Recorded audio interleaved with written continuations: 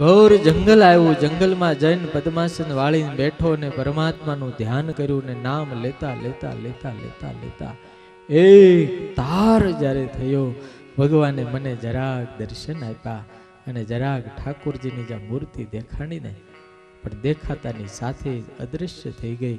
જાણે વર્ષોનો કોઈ ભૂખ્યો હોય અને કોઈ ચખાડીને લઈ લે એવી મારી દશા થઈ. પછી તો અમારી આંખ ઉગડી ગઈ. ગાંડાની જેમ જાડવે જાડવે ભટકવા માંડ્યો. હે ભગવાન, તમે ક્યાં ગયા? તમારે જો દેખાવું જ તું તો આવી રીતે અદૃશ્ય શા માટે થયા? હું બહુ જ્યારે પરમાત્માને પોકારવા માંડ્યો, ખૂબ રડવા માંડ્યો, ત્યારે આકાશવાણી થઈ. એને એટલી મારા ઉપર કૃપા કરી અને આકાશવાણીમાં એમ કીધું, હે બેટા, હંતાસ્મિન જન્મની ભવાન મામામ દ્રષ્ટુમ અર્હસી અવિપક્વ કષાયાણામ દુર્દશોહમ કુયોગિના. બેટા, તું અપક્વ છો, પણ તે સાધુનો જે એઠો પ્રસાદ ખાધો છે ને એટલા માટે તારું અંતર નિર્મળ થયું તું. પણ તારી તપશ્ચર્યા હજી પૂર્ણ નથી થઈ. મેં સંત કૃપાથી તને દર્શન આપ્યા છે. મેં પ્રાર્થના કરી, પ્રભુ ક્યારે અંત આવશે? અને સમય જતા જતા મારું પ્રારબ્ધ પૂરું થયું, મારું મૃત્યુ થયું. બ્રહ્માની માયાશયમાં બધાય સુતા ફરીને બ્રહ્માએ જ્યારે સૃષ્ટિનું સર્જન કર્યું ને ત્યારે બ્રહ્માએ પોતાના માનસ પુત્ર તરીકે એના ખોળામાંથી મારો જન્મ થયો. મા સરસ્વતી આ વીણા આપીને મારા પિતા બ્રહ્માએ મને કડતાલ આપી છે. હે વ્યાસ, એવું ભજન કર્યું ને એવું મારા સદગુરુની મારા ઉપર કૃપા થઈ. આજે હું કોઈ પણ જગ્યાએ વિજા વગર જઈ શકું છું. વૈકુંઠમાં દરવાજો ખુલ્લો, કૈલાસમાં જાઉં, સત્યલોકમાં જાઉં, સ્વર્ગમાં જાઉં. અરે ધરતીની ઉપર રાક્ષસોની સાથે બેસું, દાનવોની સાથે બેસું, દૈત્યોની સાથે બેસું, માનવોની સાથે બેસું, સ્વર્ગમાં ઇન્દ્રની સભામાં પણ બેસી શકું. આજે તમામ લોકો મને દેવર્ષિ કહે છે. ક્યાંય મારો અટકાવ ક્યાંય થતો નથી. એનું કારણ મારા સદગુરુની સેવા છે, મારા સદગુરુનો આશરો છે. એટલે આ જ વાત અમારા નિષ્કુળાન સ્વામીએ બહુ સરસ લખી. સંત સેવા તેણે સર્વ સેવા, સેવા શ્રી હરિ ભગવાન. સંત સેવા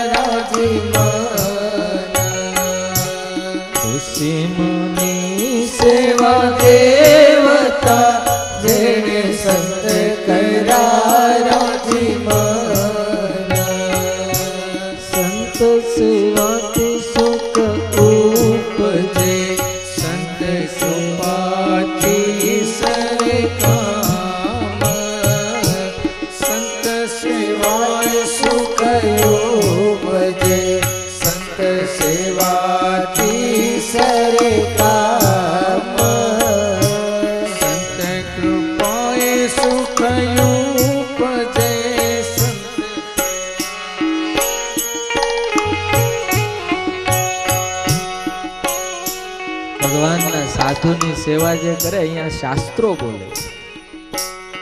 સંત સેવા તેણે સર્વ સેવા, સેવા શ્રી હરિ ભગવાન. નારદજી ચોખ્ખું કહે છે કે હે વ્યાસ, જ્યાં સુધી સત્સંગ ને ભક્તિ નહીં થાય ત્યાં સુધી તમામ કર્મ વ્યર્થ છે. તમને શાંતિ નથી થતી એનું કારણ હે વ્યાસ, તમે આજ દિવસ સુધી ભગવાનના ગુણ કે ભગવાનની ભક્તિની વાત નથી કરી, કર્મની વાત કરી. ભક્તિને કેન્દ્ર સ્થાને રાખીને ભાગવત વાંખો. અને પછી નારદજી કહીને જ્યારે નીકળી ગયા, વ્યાસ ભગવાન સમ્યપ્રાસ નામના આશ્રમમાં 3 આચમન કરીને સરસ્વતીના જળનું સમાધિ લગાવી અને હે મુનિઓ આ ભાગવતની રચના કરી અને આ ભાગવતના 18,000મો શ્લોક લખાણો. પછી વ્યાસને કાંઈ લખવું પડ્યું, પૂર્ણ તૃપ્ત થઈ ગઈ, આ કંઠ આનંદ આનંદ થઈ ગયો. પણ વ્યાસ છે ને સંત છે એટલે પરોપકારી છે, એટલે એને એમ થયું કે જે આનંદ મને મળ્યો ને મારે બીજાને આપવો છે, એટલે એને આ ભાગવત સુખદેવજીને ભણાવ્યું. સુખદેવજીને ભણાવ્યું એટલે સુખદેવજીએ કીધું પિતાજી દક્ષિણામાં કાંઈક માગો. એટલે વ્યાસે એક જ વાત કરી, બેટા તને આનંદ થયો? કે હા પિતા હું પૂર્ણ થઈ ગયો, પૂર્ણ તૃપ્ત થયો.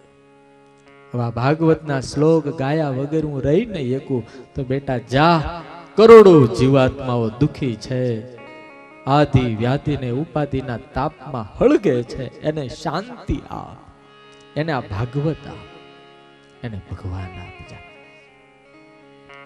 અને હવે ઘડીક માટે ભગવાન વેદવ્યાસ આપણને મહાભારતમાં લઈ જાય છે. 18 દિવસનું જ્યારે યુદ્ધ થવાનું હતું, સુત પુરાણે કહે છે, હે મુનિઓ, રાજસભાની અંદર દ્યુત રમાણું, દ્યુતની અંદર દ્રૌપદીની સાડી ખેંચાણી. આ કથા આપણે બધા જાણીએ છીએ. દ્રૌપદીએ વરદાન માંગ્યા, એમાં પાછું ધૃતરાષ્ટ્ર બી ગયો એટલે બધું પાછું આપી દીધું. હરીને પાછો ખેલ ખેલાણો જુગારનો.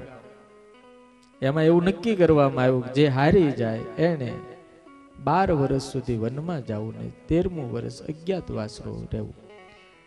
જો અજ્ઞાતવાસની અંદર સતા થઈ જાય તો ફરીને પાછા 12 વર્ષ. પ્લાનિંગ આ બધું શકુનીનું ગોઠવેલું હતું. શકુનીનો પ્લાન બહુ ભયંકર હોય છે અને એવા કોઈ દાડ કરવા નહીં, કારણ કે એમાં ક્યારેય હક આવે નહીં. હા, કોઈ દાડ હક ન આવે.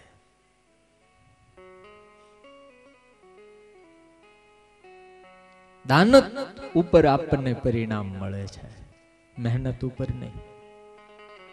તો મહેનત ગમે એટલી જિંદગીમાં કરો, પણ ઈશ્વર તમારી દાનત જોઈને પરિણામ આપતો હોય છે. આ લોકો મહેનત બહુ કરી.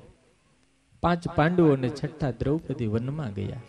12 વર્ષ અને 13મું અજ્ઞાતવાસ પૂર્ણ કર્યું. વિરાટમાં સતા થયા. પછી ધૃતરાષ્ટ્રની પાસે માંગણી કરી કે ભાઈ અમારું રાજ્ય અમને પાછું આપો. દુર્યોધને ના પાડી કે તમને નહીં મળે. જો તો ખરા અક્કલ નહીં હોય નાને, નગર 5 ગામ માગ્યા હતા કૃષ્ણે કે ભાઈ 5 ગામ આપી દે ને કજિયાનું મોં કાળું આપણે બાંધવું નહીં, પણ ના પાડતી હતી.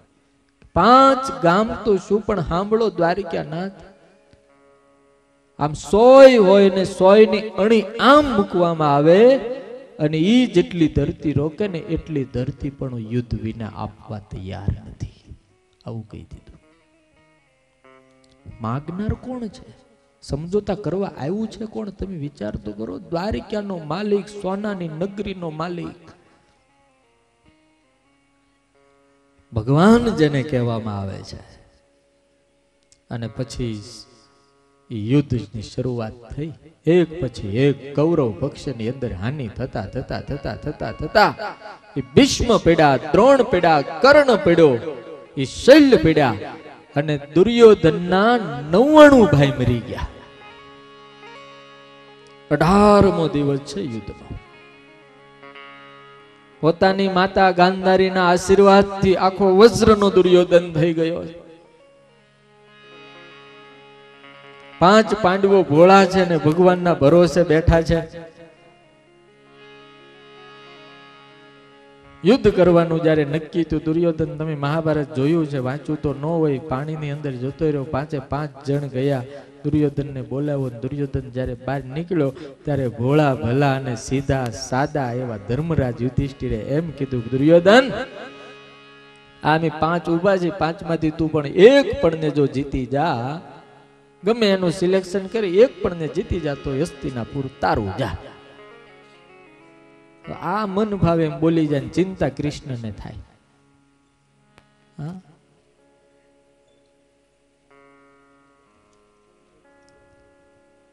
એટલે જેને ભરોસો છે ને, જો તમે મીરાબાઈ અને નરસિંહ મહેતા એને ભજન કર્યું, એનું ટેન્શન ભગવાને કાયમ રાખ્યું. આને એક ટેન્શન જ નહીં, ઠાકોરજી રાખે. આપણે લઈને ફરીએ છીએ એટલે એને થાય તમે લઈને ફરો છો મારે હું ઉપાય દે, એટલે હળવા ફૂલ જેવા રે. ભગવાને એવી બુદ્ધિ ફેરવી અને ભીમનું સિલેક્શન કર્યું. પછી ગદા યુદ્ધ થતા થતા હાંજ પડી અને ભીમે ભગવાન કૃષ્ણના કહેવાથી કેડ ઉપર માર્યું અને કેડ ભાંગી નાખી. લોહી લુહાણ દુર્યોધન કુરુક્ષેત્રના મેદાનમાં પડ્યો છે. સૂર્ય અસ્ત થઈ ગયો છે, અંધારું થવા આવ્યું છે. કાગડા, કૂતરા, શિયાળિયા, ગીધ દુર્યોધનના માંસના લોચા ખાય છે.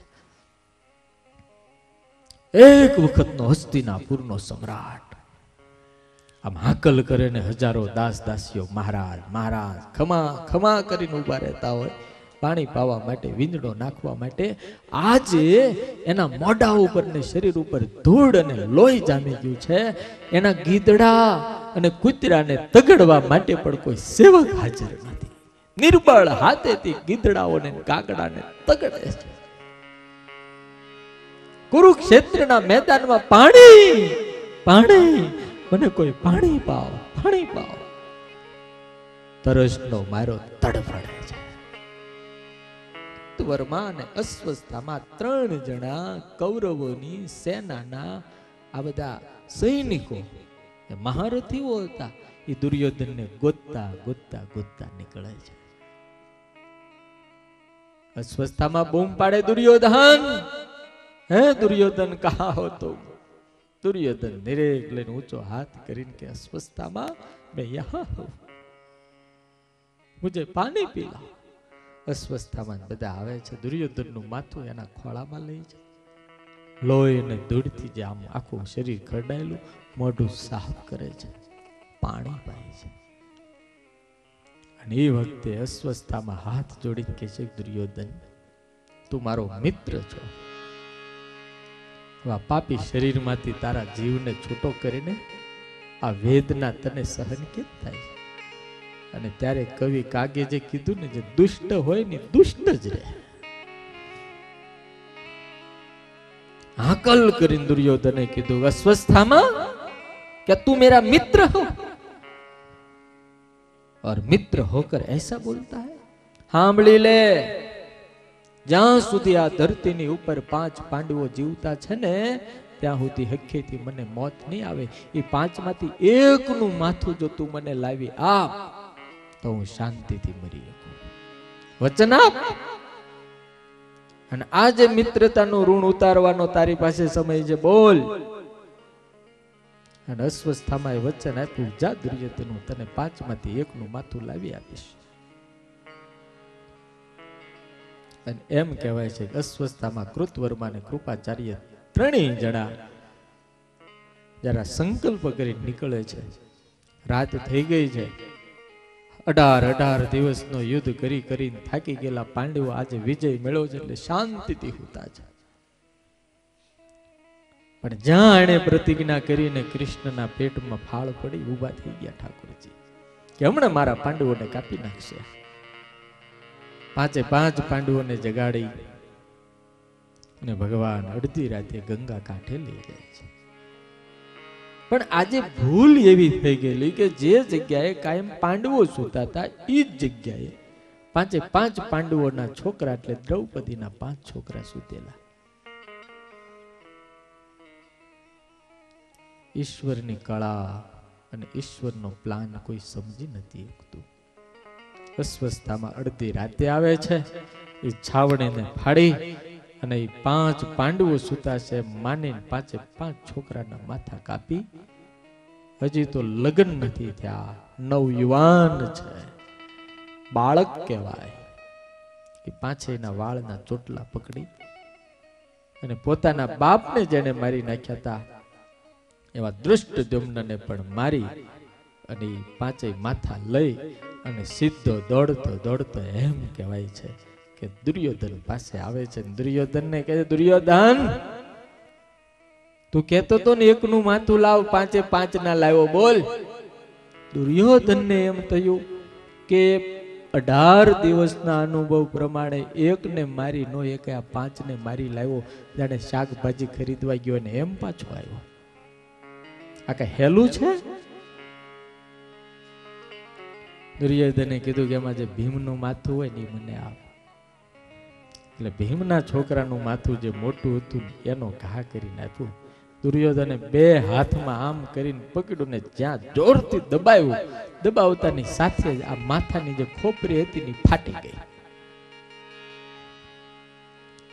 દુર્યોધને નિહાકો નાખ્યો કે અસ્વસ્થામાં, ये भीम का मस्तक नहीं है, ये तो भीम के बेटे का मस्तक है. अंतु પાંડવોને કાપી નથી લાવ્યો, તે તો 5 પાંડવોના છોકરાને મારી નાખ્યા.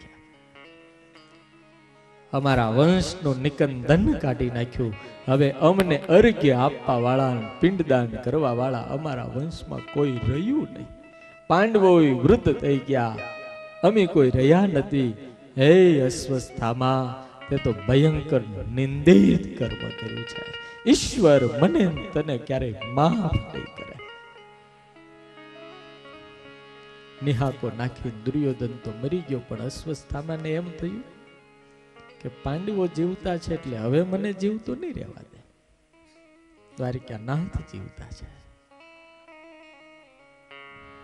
અસ્વસ્થામાં ભાગવા માંડ્યો રથ લઈ. સુત પુરાણે કહે છે મુનિઓ, આ બાજુ એટલે 5 પાંડવો જ્યારે 5 છોકરા મરી ગયા ને એના લોહી જ્યારે નીકળ્યું, 5 ને 6 જણનું ખૂન થઈ ગયું. દ્રૌપદી બાજુમાં સૂતા હતા. એ લોહીનો રેડો આખો રેગાડો દ્રૌપદીના આખું ગાડલું ભીનું કરી નાખ્યું. દ્રૌપદીના હાથે જ્યારે અડ્યો, દ્રૌપદી જાગી ગયા. મસાલના અજવાળામાં જ્યાં જોયું ત્યાં પોતાના જ 5 છોકરાને એક વાલો ભાઈ કપાયેલા પડ્યા હતા. ખાલી કલ્પના કરો, એટલી કરુણ કથા છે, આપણાથી કહેવાતી નથી. એક જ માના ઊંઘમાં 5 છોકરા કપાઈ જાય, એ માની દશા કેવી થતી છે? અહીંયા ફાટ દ્રૌપદી રડે છે, માથા પછાડી છાતી કૂટી. ભગવાન 5 ભાઈને પાછા લઈને જ્યારે આવે છે પાંડવોને,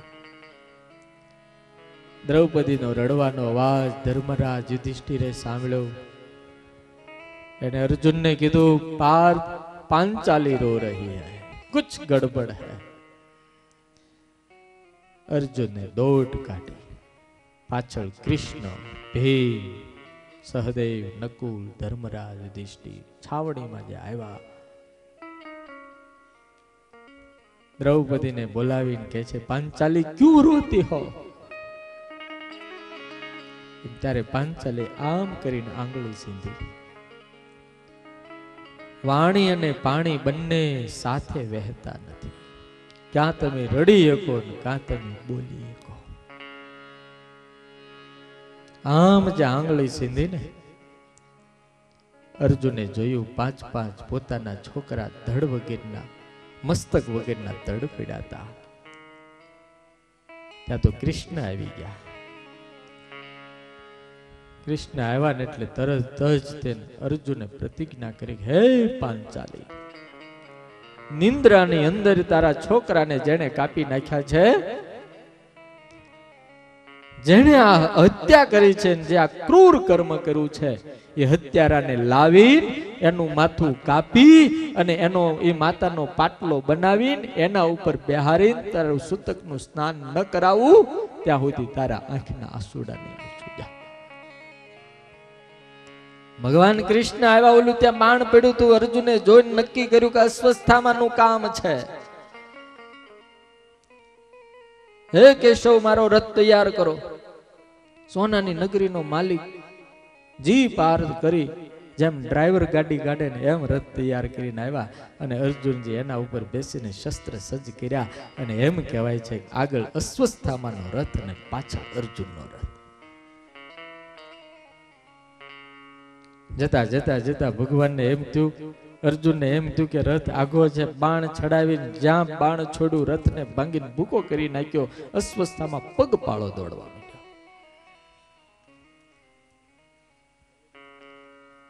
ભગવાનનો રથ હાલ્યો જતો હતો ને અર્જુને કીધું પ્રભુ મારો રથ ઉભો રાખો. તે કે કેમ? જો નીતિ કેટલી છે, પ્રામાણિકતા કેટલી છે. પ્રભુ મારા શત્રુની પાસે રથ નથી એટલે મારાથી રથમાં ન બેસાય. આપણે હોય તો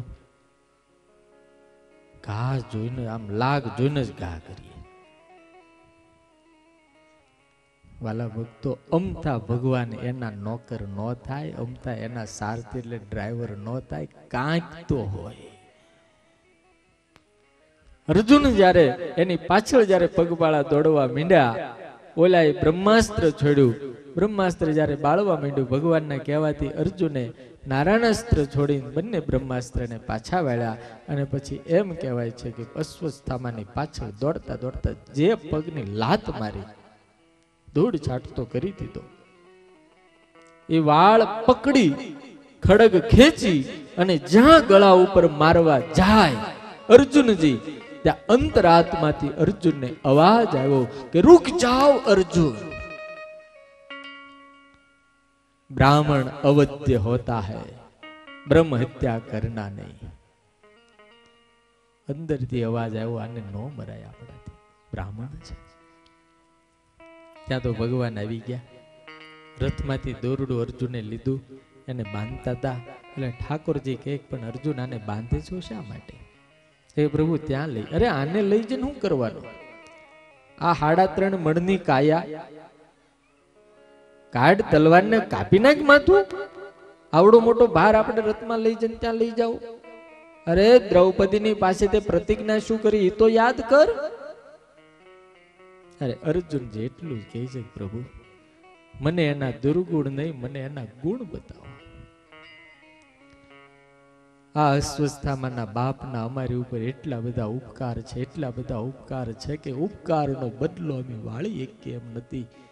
અમારા ગુરુ તો રહ્યા નથી, પણ ગુરુ માં છે અને ગુરુ માતાનો આ એકનો એક આધાર છે. આને હું મારીશ નહીં. આનું નામ મહાનતા છે. ગમે એટલે આપણી ઉપર કોઈ ઉપકાર કર્યા હોય, પણ એ ઉપકારનો બદલો જો ઉપકાર કરીને વાળીએ ને તો ભગવાન પણ આપણું ધ્યાન રાખે. એને લઈ આવ્યા, પછી દ્રૌપદીની સામે હાજર કર્યો. દ્રૌપદીની સામે જ્યારે ઊભો હતો ને ત્યારે દ્રૌપદીએ હાથ જોડી અને એટલું જ કીધું, મુચ્યતામ મુચ્યતામેશ બ્રાહ્મણો નિતરામ ગુરુ. આને મૂકી દો, મૂકી દો, મૂકી દો. એટલે ભગવાન કૃષ્ણે કીધું, પાંચાલી તું તો હજી આને તારા ગુરુના પુત્રના રૂપમાં ઓળખે છો, પણ આની બીજી ઓળખાણ આપું. આજ અસ્વસ્થામાં છે જેને 5 તારા છોકરાને ઊંઘમાં કાપી નાખ્યા છે. બોલ હવે તારો નિર્ણય શું છે?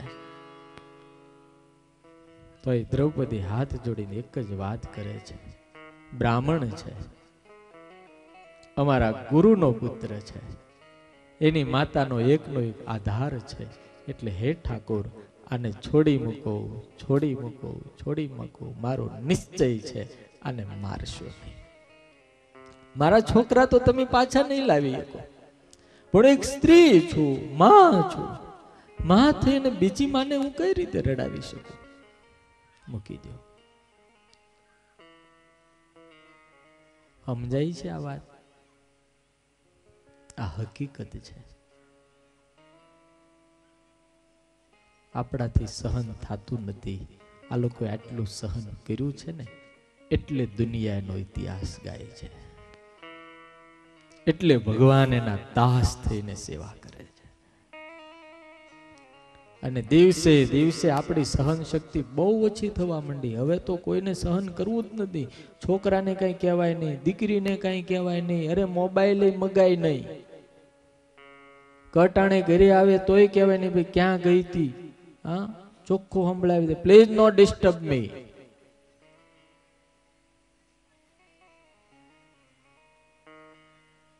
આપણાથી સહન નથી થતું, બોલો. અને એટલે તો આત્મહત્યાઓ વધવા માંડી છે. બસમાં જતા હોય ને ફૂલ ભીડો હોય અને કદાચ બ્રેક મારે કોકની કોણી વાગી જાય ને, આવડી મોટી આંખી કાઢીને એ જોતો ખરા ધક્કા હે ના મારે, તો ઓલો એમ કે ભાઈ સોરી હો. તો સોરી નું કઈ શાક થાય છે? લો કોક